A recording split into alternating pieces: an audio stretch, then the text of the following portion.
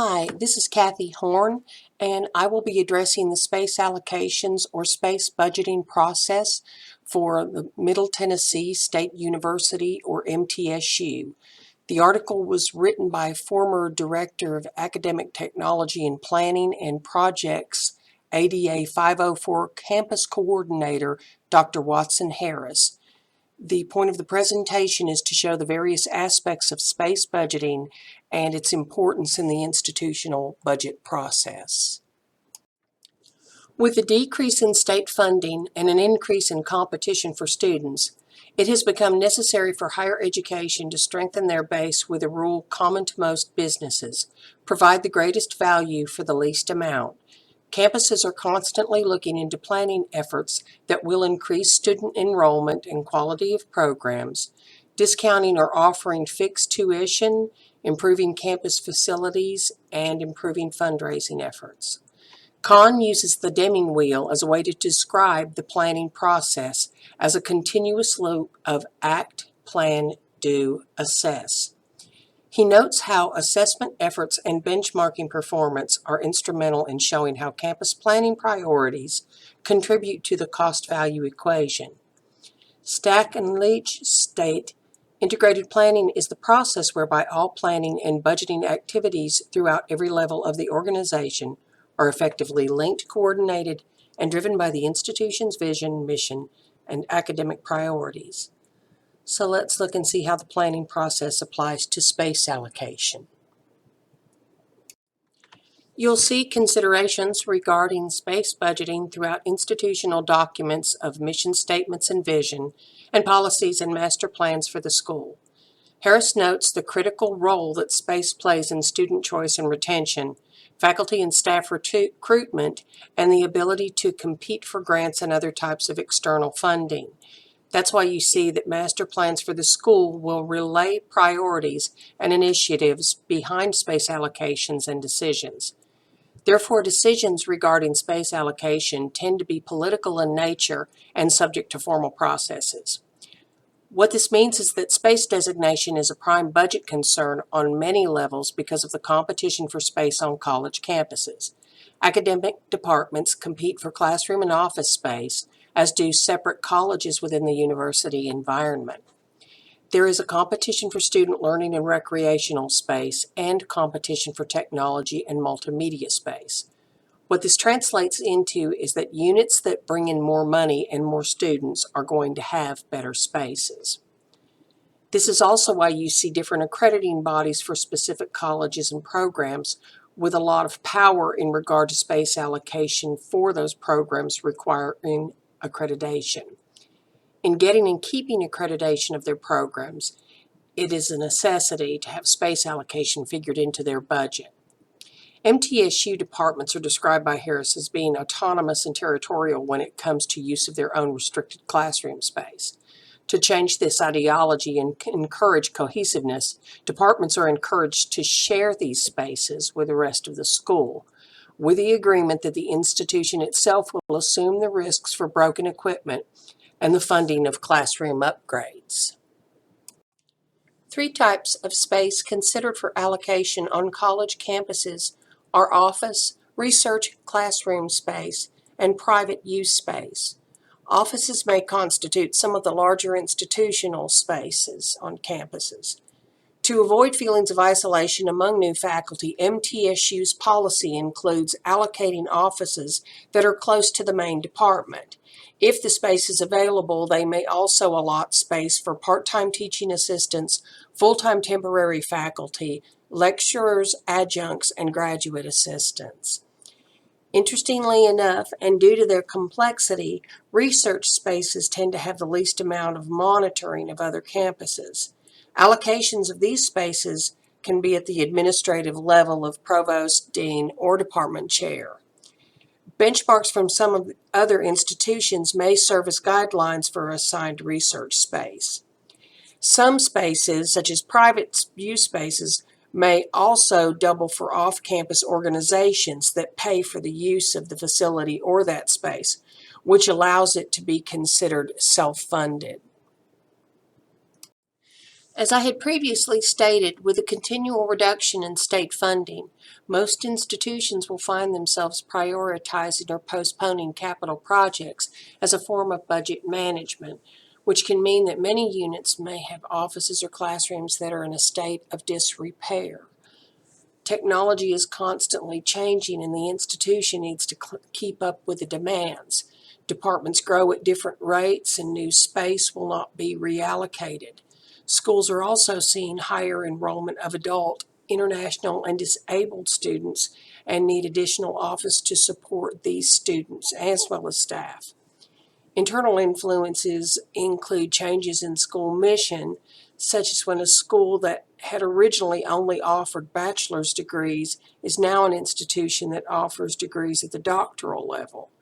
There's also a push to identify spaces to justify the purchase of new equipment.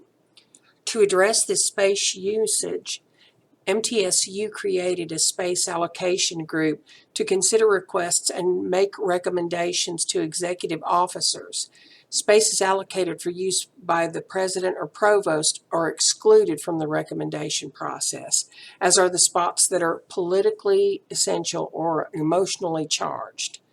The MTSU Space Allocation Group serves to collect the information regarding space usage and availability and distributes that information throughout the campus community. Because space use may change and be updated, allocations are fluid in nature.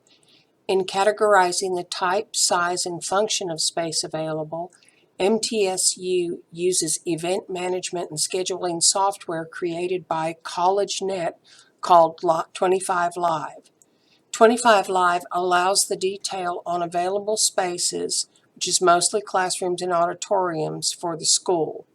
For each available classroom, lab, and auditorium space on campus, 25 Live gives a description of the room, the available equipment, seating capacity, location, and other room attributes to assist those looking for space to suit a specific audience and presenter need. 25 Live does not include office space because it is used for scheduling student, faculty, staff, and public events. Harris suggests that an annual campus walkthrough is done to collect and update information about allocations, uses, room codes, conditions, and features. In order to provide insight into space allocation use, walkthroughs should include offices and academic departments, as well as classroom space. Some issues with space designation can be that administrators are protective of their classrooms. As I stated earlier, often these assigned rooms are created with department or grant funds, but that is usually computer labs. Some departments that have first choice assigned multimedia classrooms may not want to share those rooms because they consider the rooms as belonging to the department. Some university computer labs may be provided for by department funds. By comparison, at East Tennessee State University, programs like psychology, nursing, and public health may have labs, computer labs paid for by grants or operating budgets, and therefore these rooms are not usually available for use by other departments without permission from the funding department. Also, some programs may require software programs specific to a course, but do not have the computer lab space available to install and use the software on a regular basis. It shouldn't be surprising that many times funding departments are not exactly on board with sharing their computer spaces, which is understandable since they are responsible for the upkeep and maintenance of that space. While 25 Live is great as a scheduling tool for classrooms and more public used spaces, it does not necessarily allow other departments to see who has first priority to rooms, which means that one department schedules or grabs another department's first choice classrooms, which can cause problems when you're scheduling for academic semesters. In technology rooms, because these rooms are expensive, they should only be scheduled with courses and faculty requiring technology. That's the thought process on many campuses. And multimedia classrooms are more likely to be more efficiently maintained than non-technology rooms.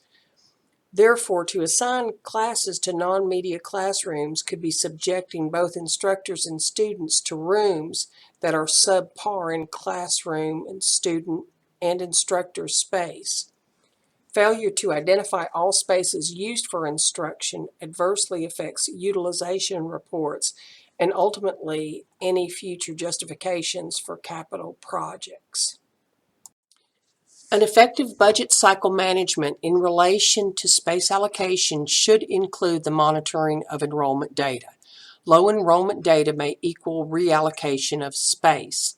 MTSU has a practice of canceling low enrollment courses, which can be common if the course is actually costing more than it makes, especially in the case of the hiring of adjuncts and lecturers.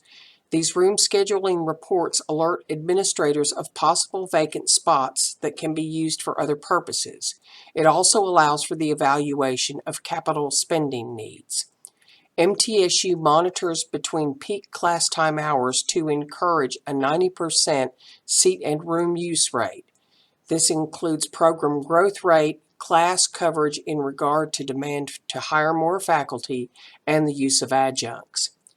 Evaluation is crucial to confirm the success of overall policies for the allocation of space. Harris stated that goals should be measurable and that policies of utilization of space for office, research, and teaching should be evaluated on a regular basis.